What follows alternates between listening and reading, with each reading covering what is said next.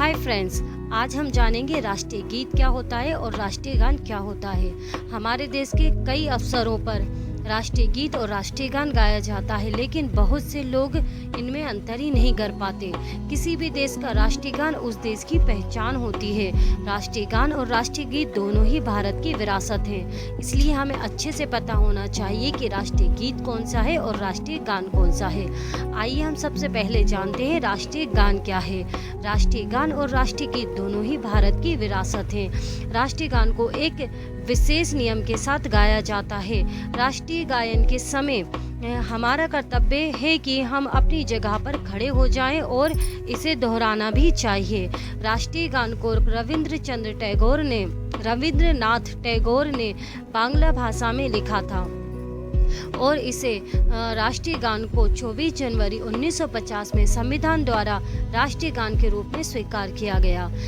राष्ट्रीय गान गाने में 52 सेकेंड का मतलब 52 सेकेंड का समय निर्धारित किया गया। हमारा राष्ट्रीय गान है जन गण मन अधिनायक। आई होप आपको याद होगा। इसे सबसे पहले कांग्रेस के कलकत्ता अधिवेशन में गाया गया था। राष्ट्रीय गान को हर राष्ट्रीय अवसर पर गाना अनिवार्य होता है। ठीक है, अब हम जानते हैं राष्ट्रीय गीत क्या होता है। अब आप जान गए होंगे कि राष्ट्रीय गीत है वंदे मातरम। राष्ट्रीय गीत को हर राष्ट्रीय अवसर पर गाना अनिवार्य नहीं होता। राष्ट्रीय गीत को लेकर कोई खास नियम या कानून भी नहीं बनाए गए हैं। इसे कहीं भी कैसे भी गाया जा सकता है।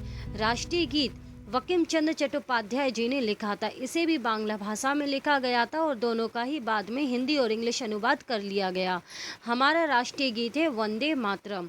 वंदे मातरम को 24 जनवरी 1950 को राष्ट्रीय गीत के रूप में संवैधानिक रूप से स्वीकार किया गया।